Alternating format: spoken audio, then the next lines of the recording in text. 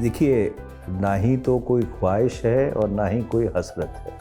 कई चीज़ों के ऊपर ये सरकार बहुत दृढ़ थी, आज सरकार उन चीज़ों के ऊपर लचीली नज़र आती है।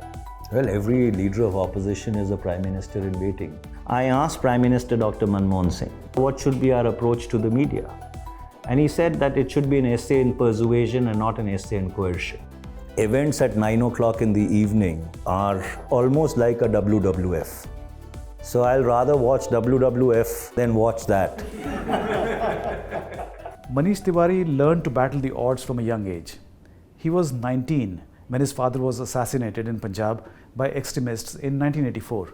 The tragedy motivated him to join politics, and he naturally gravitated towards the Congress party, where he rose through the ranks. He went on to head both the NSUI and the Indian Youth Congress before his stints in the Lok Sabha as a Congress MP. During the UPA 2 government of Prime Minister Manmohan Singh, Tewari was the Information and Broadcasting Minister. A prominent voice of the opposition, Manish Tewari is with us today to talk about the Congress party, the changing dynamics in Parliament and policy issues. Manish ji, many thanks for joining us and welcome to PTI, welcome to our show at 4 Parliament Street. The pleasure's all mine. Thank you for inviting me to PTI. I'll start off with your early years in politics. You had to deal with a personal tragedy at a very young age. Your father was assassinated. Did that even drive you into politics, or were you always inclined to politics? Well, that was the only thing which drove me into politics, because otherwise I perhaps would have been maybe happier off doing something else. Punjab was actually going through a very, very rough patch. The state had become the first frontier of Pakistan's strategy of bleeding India with 1,000 cuts. And so therefore, it was a fight for the very soul of the nation, for the unity and integrity of the country. And so there was a political and ideological battle to be fought.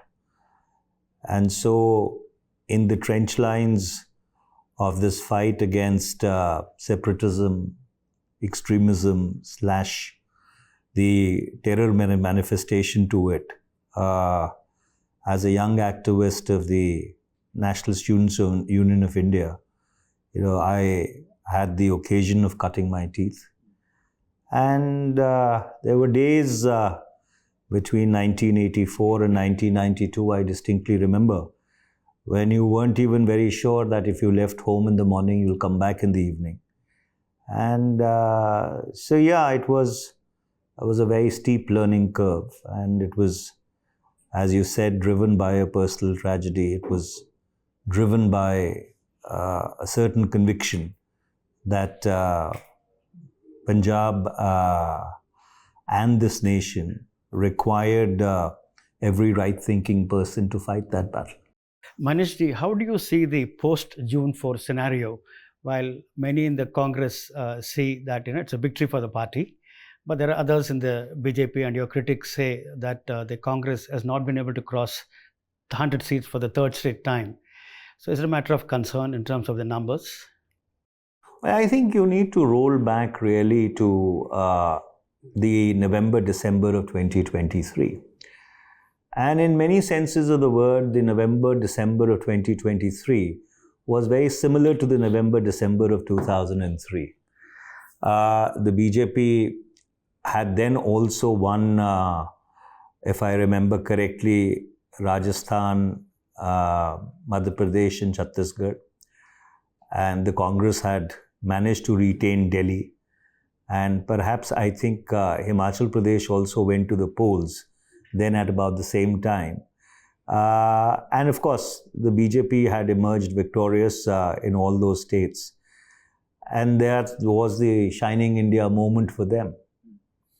And then subsequently, what played out in the 2004 elections is history, which I need not repeat for the sake of recreation. And so similarly, if you now fast forward to the November-December of 2023, the BJP won Rajasthan, Madhya Pradesh, Chhattisgarh. And there was this euphoria, there was this railroading that ab ki baar 400 par. There was a perceptible narrative which was built up that the subtext of ab ki baar 400 par is the abrogation of the Constitution of India and its replacement by something which would be more in congruence with what was at least the thinking of the predecessors of the BJP, even going back to the time when the Constituent Assembly was writing the Constitution of India. They were opposed to that particular period or that particular state of play in India's evolution as a republic. And so starting from there to where the joint opposition was able to finally come to, which is that the numbers in the Lok Sabha stack at 236 to 320 odd for the BJP along with their NDA allies. I think the best thing which has happened is that it has allowed this country to breathe. It has given institutions a chance to start functioning again. And the atmosphere of utter stiflement, whereby everybody had installed a censor in their own heads, at least that particular spectre seems to be in the background now. Since the June of 2024, I see a more media approach to the media, if I can put it in those words. It's no longer behaving like an unabashed propagandist, at least certain sections of it. And you also see the impact of the 2024 results on the other institutions in terms of the fact that everybody seems to be wanting to return to the natural state of equilibrium which a democracy really should be. And so under those circumstances, I don't think the 2024 elections was so much about the numbers. It is about the fact that it gave India a chance to breathe again. Manish, you have been always very vocal about reforming Congress. You were part of G23 that demanded kind of a shake-up in the party, the organization. Many years have passed, quite some time have passed since then. Do you think the concerns raised by you, Shashi Tharoor, other colleagues of you in that bloc, they have been met? And are you satisfied the way things have changed in the party since then? Well, let me try and answer this question in a broader context. You see, when you go back to the founding of the Indian Republic, at a point in time when the Constitution of India was being written, we took a giant leap of faith when we decided that we will have universal adult suffrage. And that was at a point in time when 90% of India was illiterate. And so therefore, the founding fathers of the Indian Republic were extremely far-sighted people. And they decided to entrust the responsibility of a fledgling democracy into the hands of the sovereign, the people of India. And that, as I said, was an act of innate faith and trust, because this was the very sovereign which had participated in the most novel, non-violent experiment of liberation, which drove out the largest empire from India.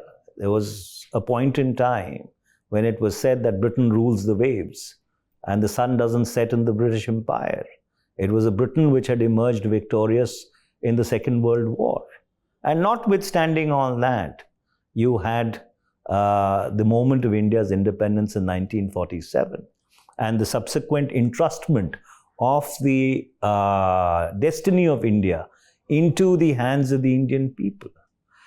And now if you fast forward from 1947 to 2024, in my respectful opinion, what India requires is a second wave of democratic reforms, whereby you require the opening up of those structures which really underpin the democratic edifice of India. They need to be more participatory, more inclusive.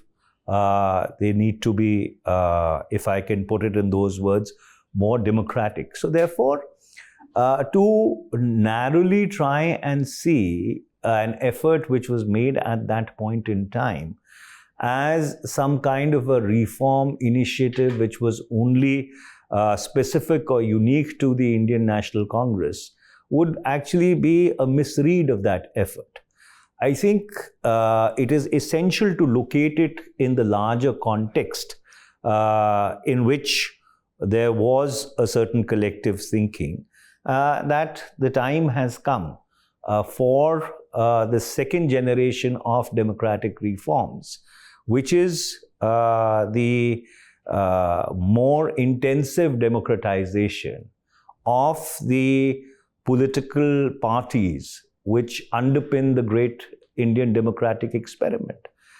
And to that extent, I think the Congress is the only party today where you have a democratically elected president, whereby a full democratic process played itself out, where you had people who competed in an election, and out of that election, there emerged a result. And there was then the co-option of those people who had even fought that election and lost into the decision-making bodies of the Indian National Congress.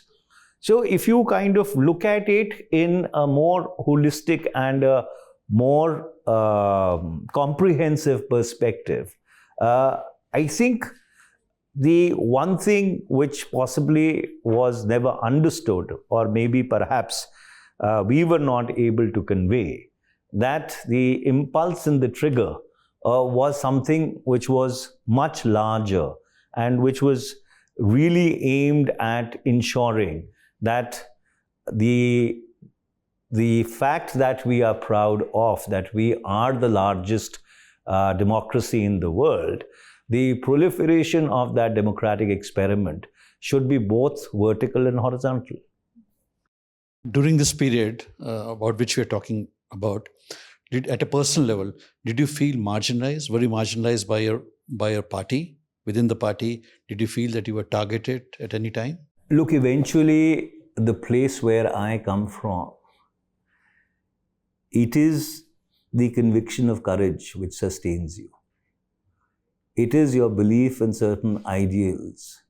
It's your belief in certain philosophy that really makes you go on.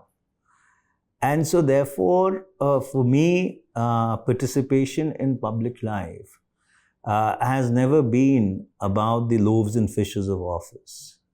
For me, participation in public life is about trying to grapple with, address the larger issues which interest me and which ignite my mind.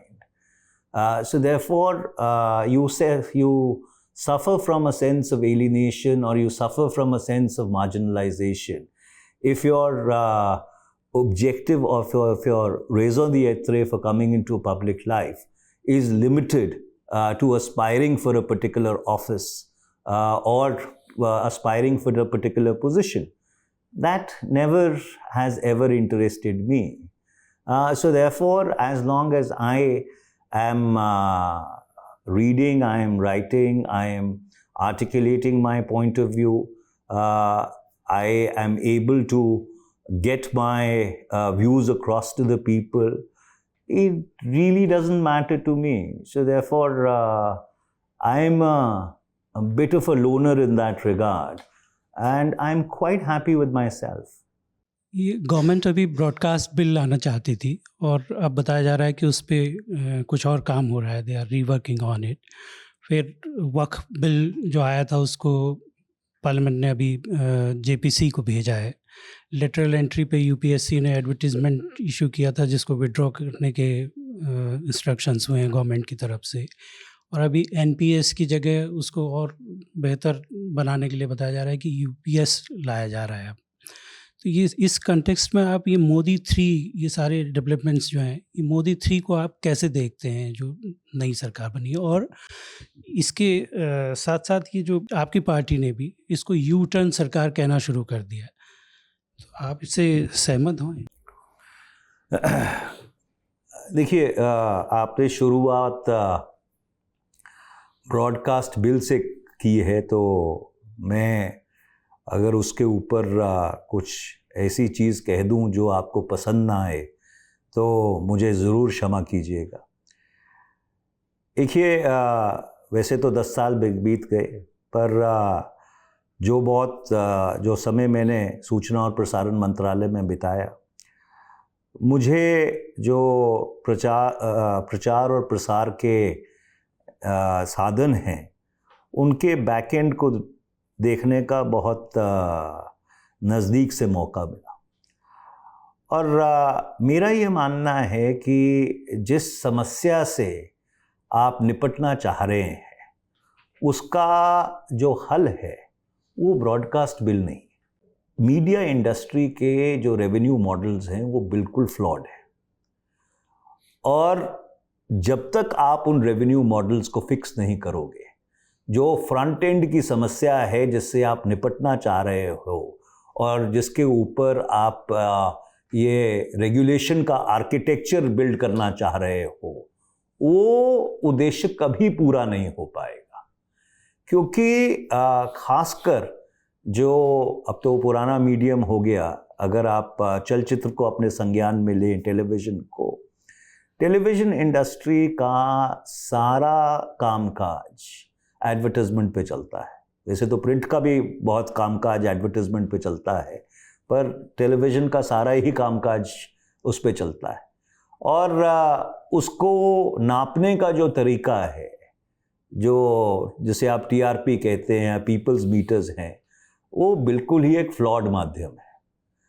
और इसलिए आप अगर 25,000, 30,000, 35,000 करोड़ की advertising का फैसला एक इतने flawed index के ऊपर कर रहे हैं, तो आपने ये सुनिश्चित कर दिया है कि जो आपका प्रचार प्रसार का माध्यम है वो बिल्कुल एक डॉग ईट मैन प्रक्रिया में चलेगा। So the real challenge is to work with the media industry to somehow fix the revenue models of the media industry. And that's why when we did the entire process of digitization, when I was at the helm of the Ministry of Information and Broadcasting, the entire objective was to see as to how we can sort of mitigate some of these problems so that the revenue model gets fixed. Unfortunately, that has not happened in the past 10 years. तो मेरा ये मानना है कि ये जो आप aberrations को फिक्स करने के नाम पे जो फ्रीडम ऑफ स्पीच और एक्सप्रेशन को कर्टेल करते हैं, वो इसका सलूशन है ही नहीं। The real problem lies somewhere else. जो आपका ब्रॉडर क्वेश्चन है निर्मल जी, कि इस सरकार ने फैसले लिए, इस सरकार ने उन फैसलों को वापस लिया, कई चीज़ों के ऊपर ये सरकार बहुत दृढ़ थी, आज सरकार उन चीज़ों के ऊपर लचीली नज़र आती है।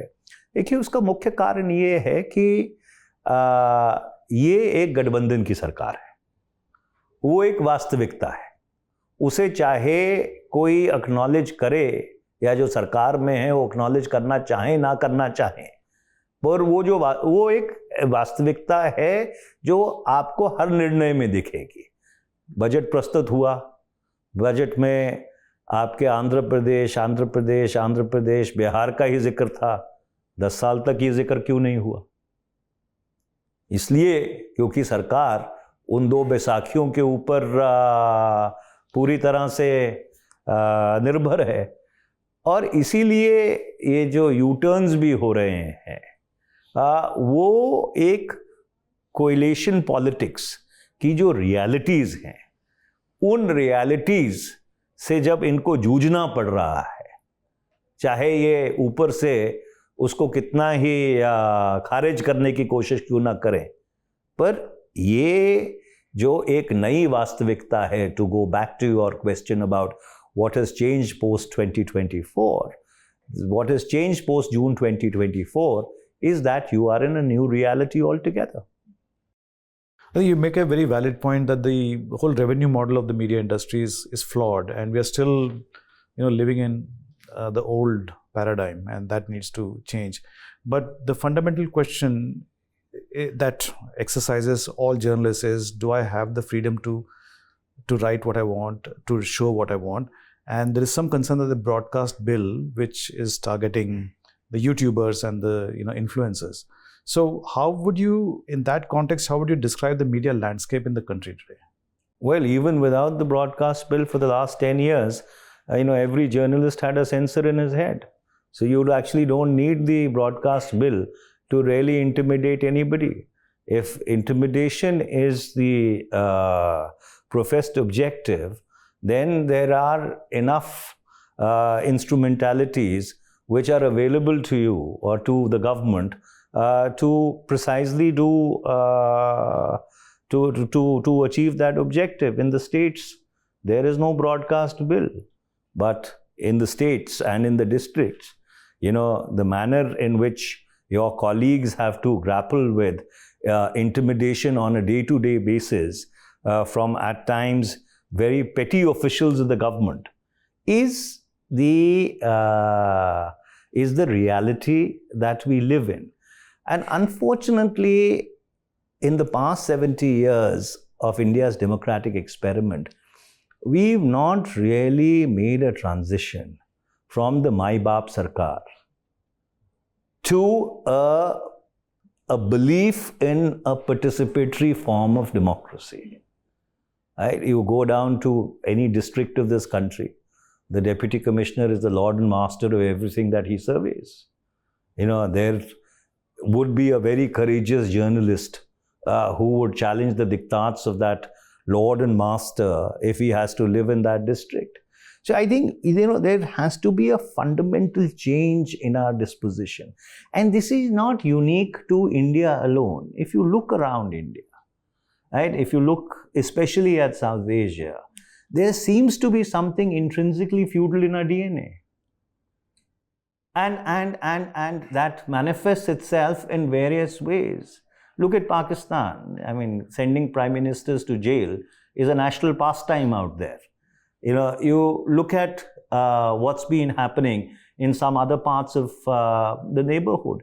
So I think fundamentally, maybe because the democratic experiment, if you measure it in terms of the relativity of time, is still very nascent. We have not really matured in our minds to a democratic disposition. And therefore, when you add on layers and layers of regulation, you actually compound that feeling of intimidation, or you double the censors that every journalist would install in his head. And it is not limited to journalists. I write a column, I write 3 columns a month. Am I as, I won't use the word reckless, or am I as carefree as I was 10 years ago? The honest answer is no. Not because I fear the government or because I fear any particular person, but when you create a climate whereby everything which is critical is going to land up in some court of law through a defamation matter in some corner of India, it does sort of have a chilling effect on free speech. It's not that you will not come out innocent at the end of the day, but let's not forget, in India, the process is the punishment. The punishment is not the punishment. The process is the punishment. So, therefore, under those circumstances, yes,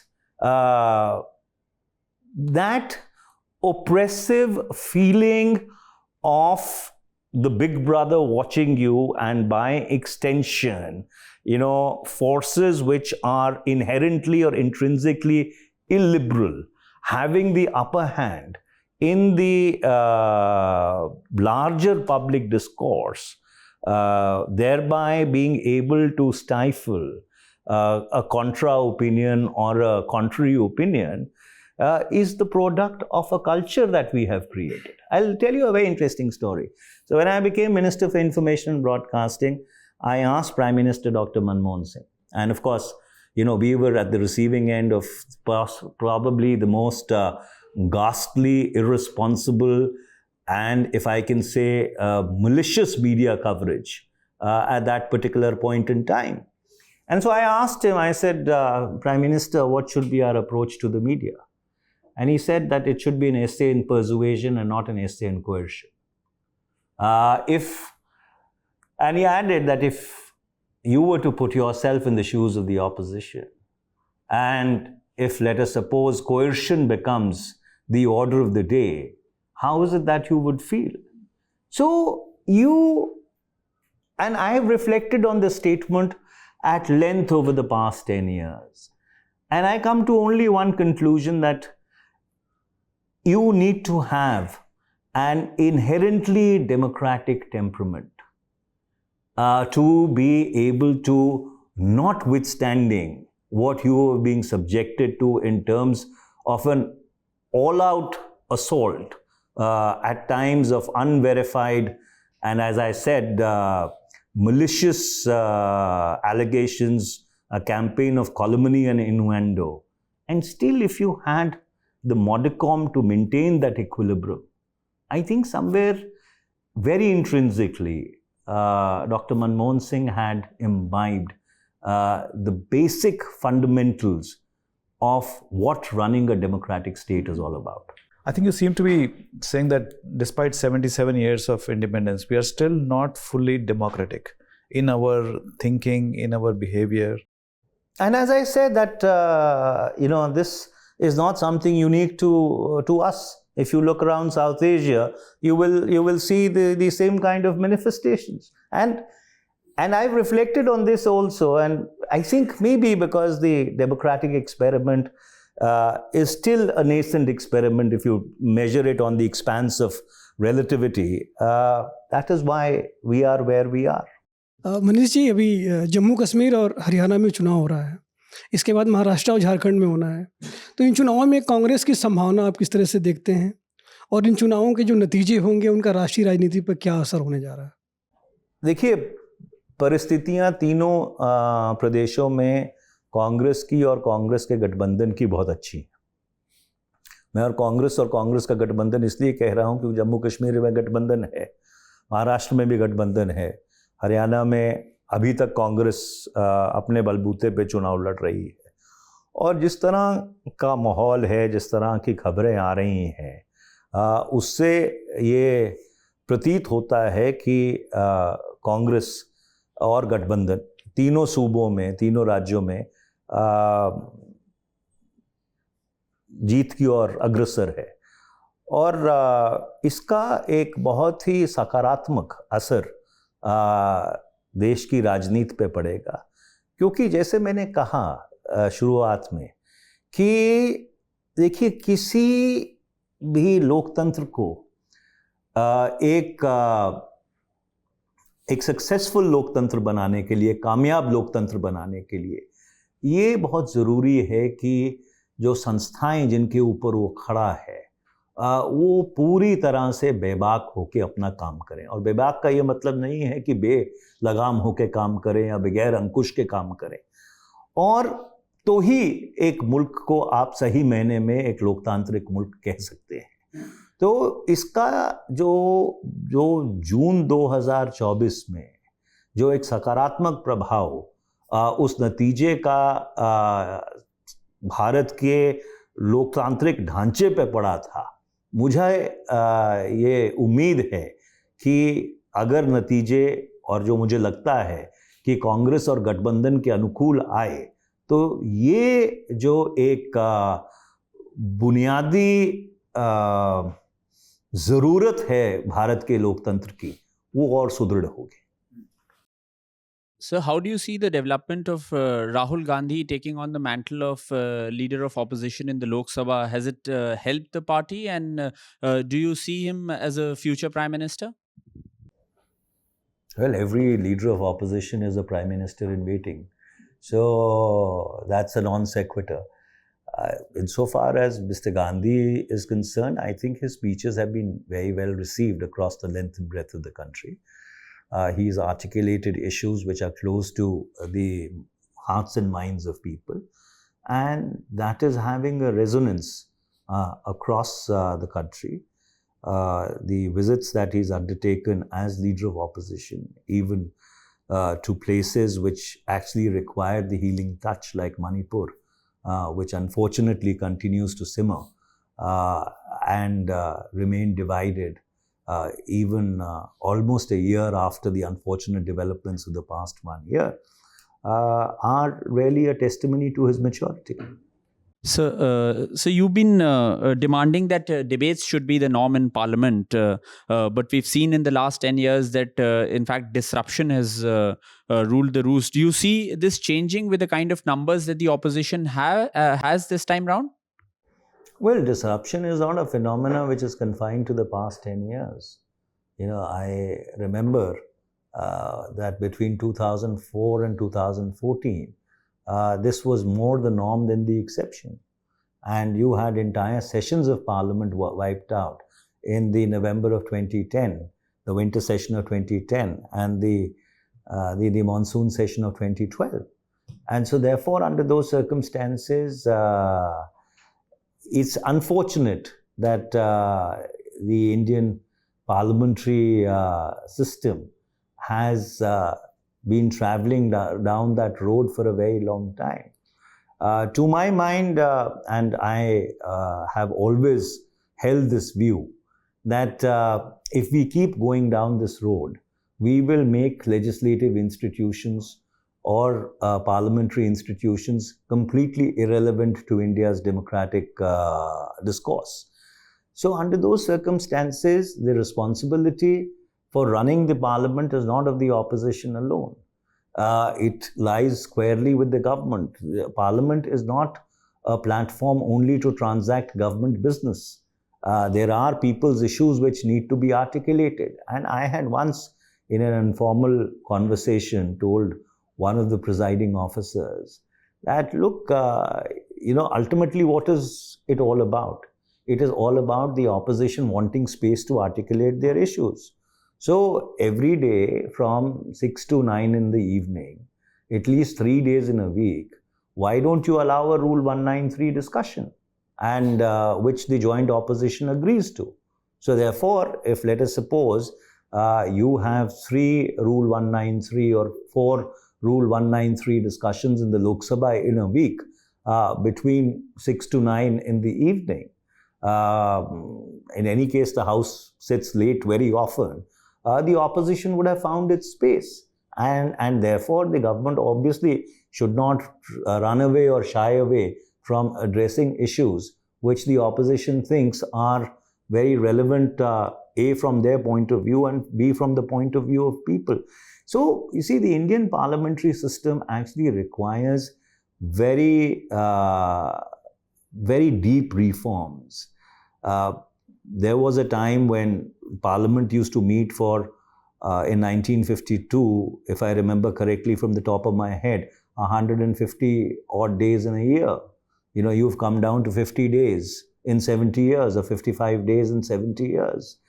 The biggest problem is that the anti-defection law, which was actually a well-intended measure, to try and curb the menace of defections, has failed to do that, but it has sucked democracy out of your legislative institutions. No longer are members of parliament or members of the legislative assembly, free to exercise their conscience, constituency priorities, and their common sense when it comes to speaking or even voting in parliament. And so therefore, one of the first private members' bills I had moved way back in 2010, which I keep moving in every session, is that the parliamentary space needs to be democratized, so that there is a balance between stability, which the anti-defection law seeks to bring and which it has failed in bringing, and the space for legislators / parliamentarians to articulate their point of view. Another phenomenon that we've seen recently is that the opposition and the chair, there have been several run-ins. We've seen that in the Lok Sabha. In fact, in the Raj Sabha, in the last session, there were reports that the opposition may bring a resolution to remove the vice president. Do you think this is a sign that parliamentary democracy is weakening? These run-ins with the chair that opposition is having constantly? Well, I think this is again a reflection of the need to really revisit and reappreciate the role of presiding officers in a democratic system. So essentially, you have the Speaker of the Lok Sabha, who is from a particular political party. And if he has to get re-elected, he has to again seek a ticket from that political party. Howsoever objective you might or impartial you might try and be, but there is a natural instinct of self-survival, if I can put it very mildly, which tends to propel you to lean at critical moments in a particular direction. Unlike the UK, where by convention the outgoing speaker is not subject to a re-election in terms of the fact that nobody puts up a candidate against him. It's an unwritten convention, which facilitates, I think, a far more impartial role as the arbiter of parliamentary proceedings. Unfortunately, we've not really had those conventions in India. So under those circumstances, I think the time has come to revisit the entire manner in which presiding officers are elected / selected. Maybe the time has come to pierce the Chinese wall and really think about having presiding officers from the apex judiciary on secondment for a particular period of time, because these run-ins are unfortunate. And let me tell you, as a member of the opposition, nobody wants to disrespect the chair. Everybody has the highest respect for the chair. But coupled with that also is the imperative of being allowed the space to be able to articulate your point of view freely and fearlessly. There's one issue you've been raising constantly for the past few years, which is the border issue with China. You've raised that in Parliament several times. You've sought a discussion on it in Parliament several times. The government has said that it's a sensitive issue, so they've not agreed for a discussion. Do you think that the country needs more transparency when it comes to strategic issues like this than what exists right now?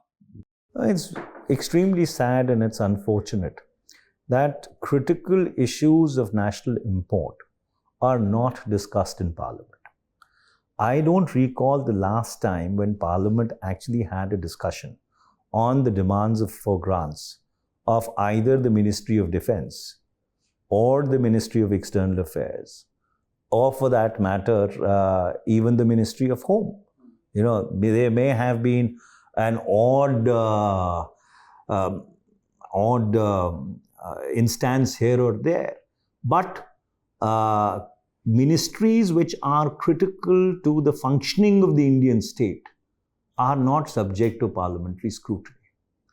And I don't understand this diffidence of not discussing the standoff with China on the line of actual control, which has now been running for the last 50 months altogether, because Indian Parliament had a convention that even when we were fighting the border war with China in 1962, concurrently for almost a week from the 7th of November 1962 till 16th of November 1962, both houses of parliament extensively discussed the situation on the border.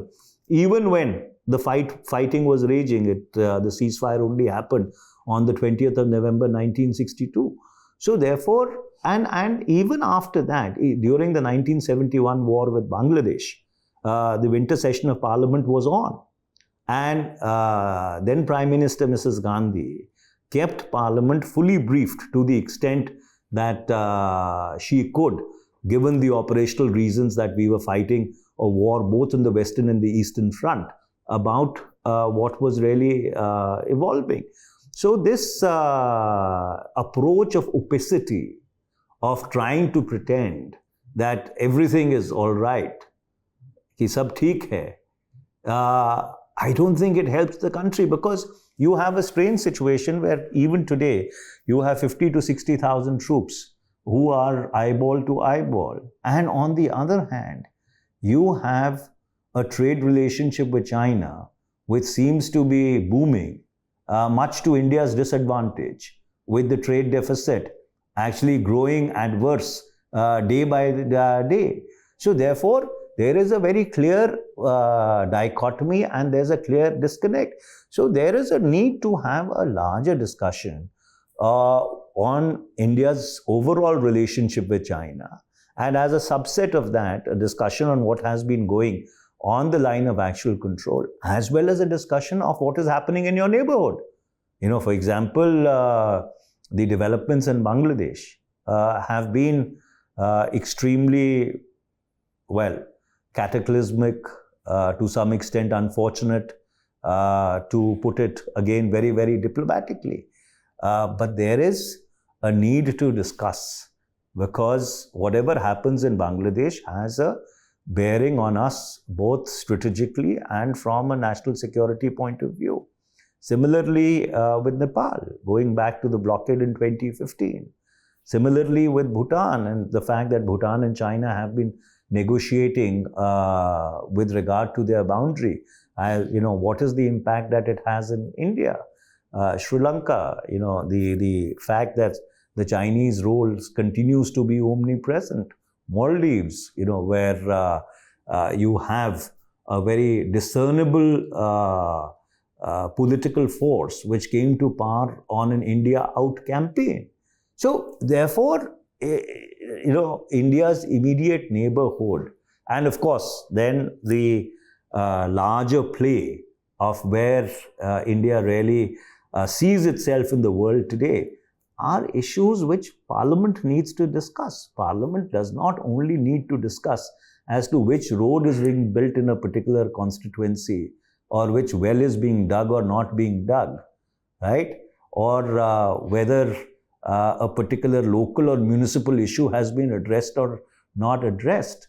I think the manner in which the Indian democratic framework has been structured, there was a specific role that has been given to Parliament to really think about, talk about, hold the government to account on the larger issues which have a bearing on the future and the trajectory of this nation. Do you think India's position in the global order is changing? You just saw Prime Minister going to Kyiv, and there are now calls for intervention in Russia-Ukraine war. So in this context, do you think that India's position is changing in the global order? Well, the Prime Minister's choice of destinations has been rather interesting. And he went to Russia as the first destination of his third term as Prime Minister.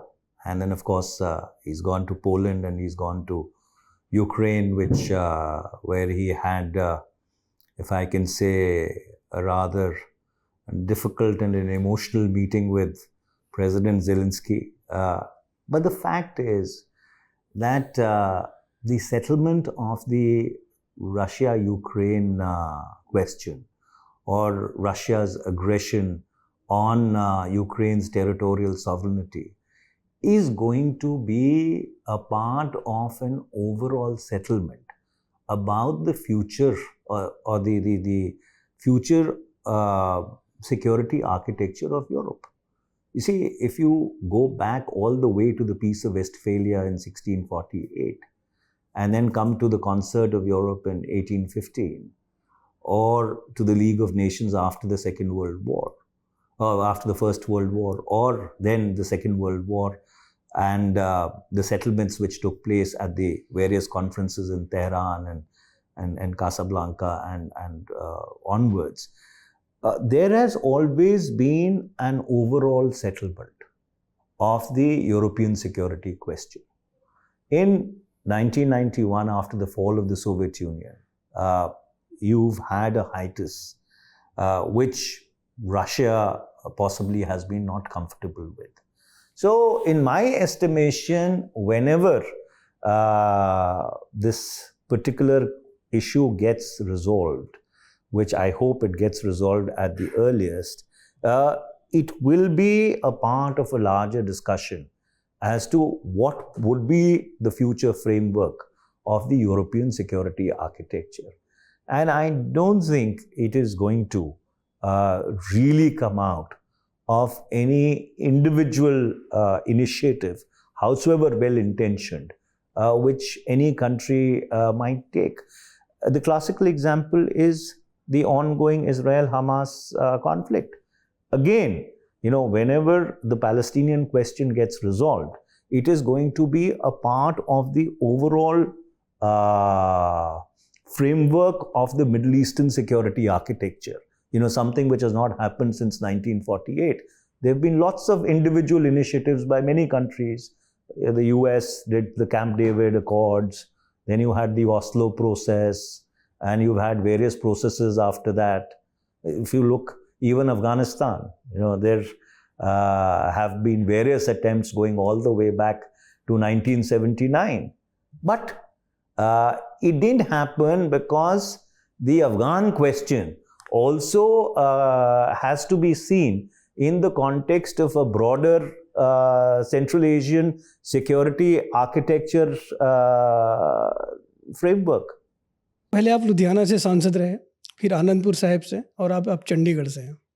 आपके विरोधियों का ये आरोप है कि आप माहौल भांप लेते हैं, उसके बाद सीट बदल देते हैं। तो इस आरोप का आप क्या जवाब देंगे? देखिए, ऐसा है कि शायद कम ही लोग इस देश में ऐसे हैं जिनको 3 संसदीय क्षेत्रों का प्रतिनिधित्व करने का मौका मिला। और मगर मैं इतना ही खराब व्यक्ति हूँ या इतना ही मौकाप्रस्त हूँ, तो मुझे ये बात समझ नहीं आ रही कि जनता हर बारी अपना भरोसा मेरे में क्यों व्यक्त कर देती है। कहीं ना कहीं या तो जनता की समझ में कमी है, या जो मैं फैसला करता हूँ वो किसी हिसाब से उनको ठीक लगता है कि ये एक ऐसा व्यक्ति है जहाँ भी रहता है वहाँ पे अपने संसदीय क्षेत्र में काम करता है। और मुझे इस बात का गर्व है कि जहाँ पे भी मुझे 5 साल सेवा करने का मौका मिला, जितना कार्य मैं कर सकता था उतना कार्य मैंने किया है। और इसके साथ साथ मुझे बहुत बड़ा तजुर्बा हुआ है, क्योंकि सबसे पहले जब मैं लुधियाने की नुमाइंदगी कर रहा था तो वो शहरी और ग्रामीण इलाका था। दूसरी बार जब मुझे श्री आनंदपुर साहब की नुमाइंदगी करने का मौका मिला तो वो पूरी तरह से ही ग्रामीण इलाका था। 1500 गांव थे, 18 छोटे बड़े शहर थे, पर कुल मिला के वो एक ग्रामीण संसदीय हल्का क्षेत्र था।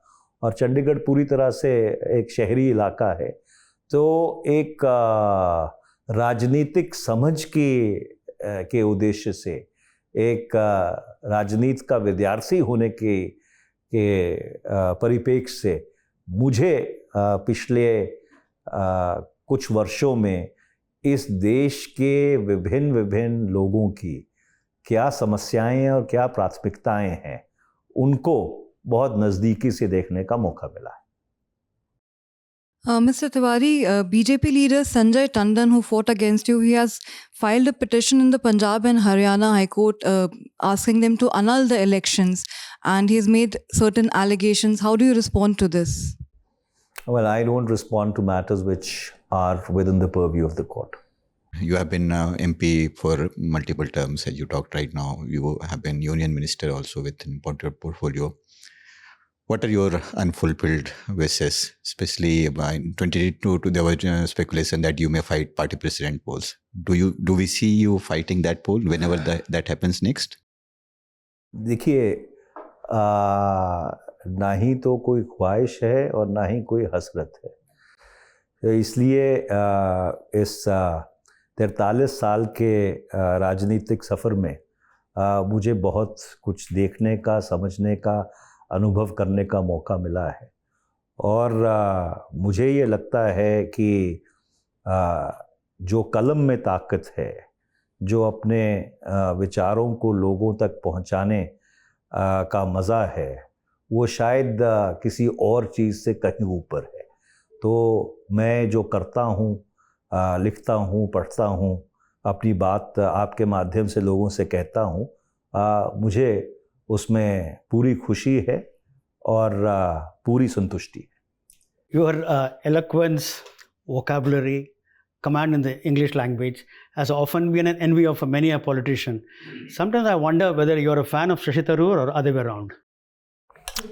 Well, I'm a fan of reading good, bad and ugly literature.